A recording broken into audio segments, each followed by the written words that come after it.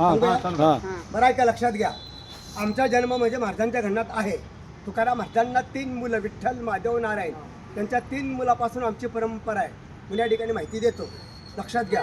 तुकाराम महाराज झाडाखालून सध्या वैकुंठाला गेले ध्यासाकाळ. तुकाराम महाराजांनी समाधी काही घेतलेली नाहीये. तुकाराम महाराज सध्या ध्यासाकाळ वैकुंठाला गेले, हे महाराजांचं मुख्य दर्शन आहे.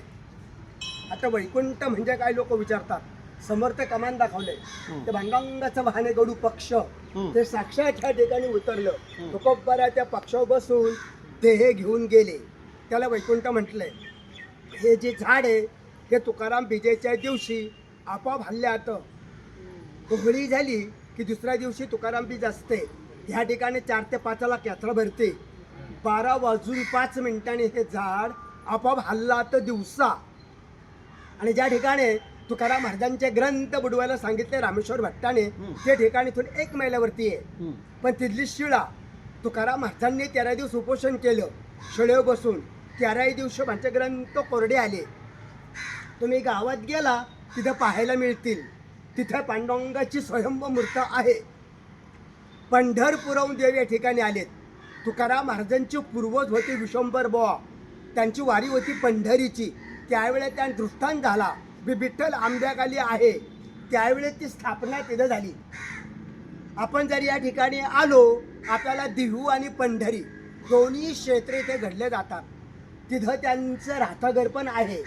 ज्या ठिकाणी महाराजांनी अभंग लिहिले एकांतवासी, तो भंडारा डोंगर इथून 3 मैलावरती आहे. हे तुकाराम महाराजांचं वैकुंठ स्थान.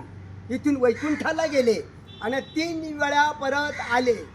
एक संताजी जगणार आहेत तिली समाजातले, त्यांच्याकरता तुकाराम महाराजांची मुलगी भागीरथबाई तिच्याकरता, आणि संत निळोबा राया त्यांच्याकरता.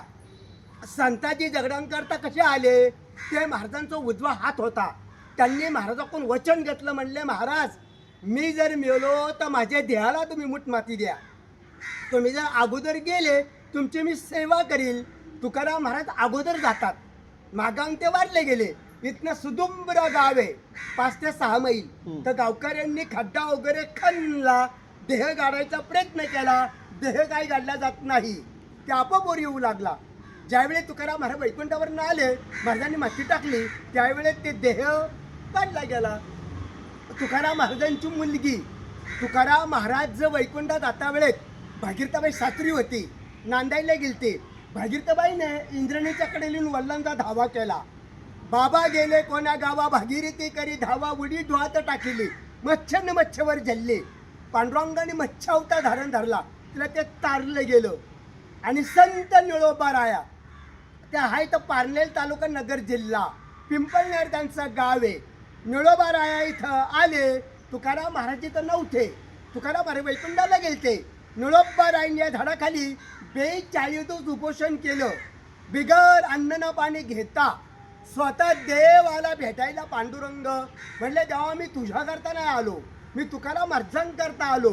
निळोबा रायांनी अभंग केलाय, उपदेश्वर देवाला येथे तुझं लागे बोलविले कोणी, प्रार्थले वाचून आलसी का, प्रल्हाद कैवरी दत्ताची दंडया, स्तंभी देवराया प्रगटोणी, तैशा परी संकट नाही मजला, तरी का फुकट श्रम केला, निळा म्हणे आम्ही न ओळखूची देवा. तुकड्याचा धावा करीत असे असा निळोबा रायांनी देवाला उपदेश केला. देवाला प्रश्न पडला, देवानी तुकोबाला वैकुंठाहून परत आणलं.